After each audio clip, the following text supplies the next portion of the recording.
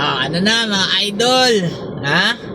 Nasaan kaya yung mga ghost projects, mga maanumalyang proyekto na sinama doon sa 2025 budget o nandun po sa GAA? Saan lugar po yun? Bakit parang hindi po nila pinupuntahan? Ay, nako po! Kitang-kita naman talaga ang pagiging manipulista nitong administrasyon na to. Kung saan wala namang nakitang anomalya, panay sila dito, nag-iimbestiga. Pero doon sa Claro, at pinuntahan po nung isang vlogger ng DDS po, kitang-kita po, no? 75 million, 75 million po yun na hindi po natapos, pero wala po silang ginagawa.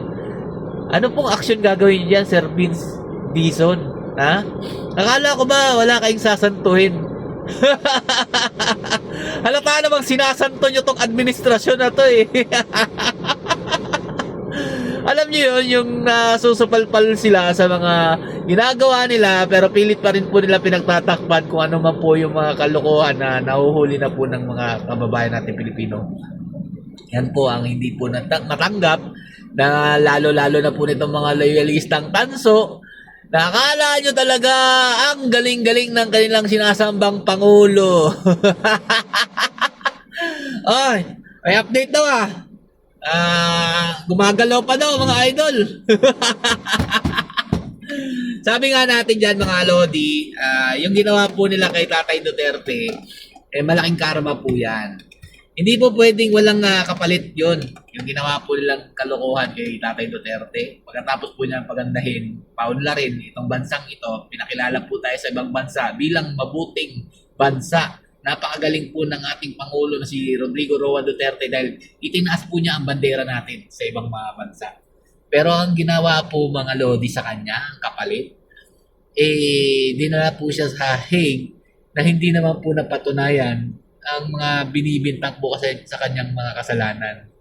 Yun po mga Lodi ang naging kapalit po na pag ginawa po ni Tatay Duterte na kagandahan sa ating bansa. No? At ito pa, yung mga proyekto na mga sinasabi po nilang kurakot daw po na Duterte, yun po yung inaagurahan po ni Marcos Jr. Kung makikita nyo naman po mga idol, di ba? Sabi po nila kay Marcos Jr. daw po yung Buchanan Bridge.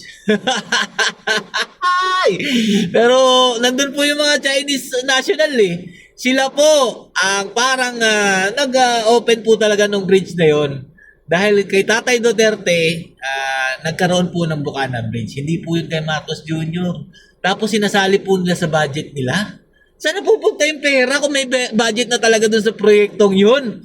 Ang dami mga proyekto na inagurahan ni Marcos Jr. na kay Tatay Duterte pa at meron ng budget na nakalaan doon. So saan pupunta yung mga pera niyan? Ilang milyon yun? Pero wala pong kibo yung mga loyalistang tanso, mga talangkayong utak, dahil nga idol nila, himulpwet sila doon, pinagtatakpan pa rin po lang ngayon. Pero klaro-klaro naman po na napakalaking pera po ang ginagasta po nitong administrasyon ni Marcos Jr. Pero wala pong malaking proyekto na nangyayari. At ano na, sagot na mga tanso. Stay safe. God bless you all. Duterte pa rin.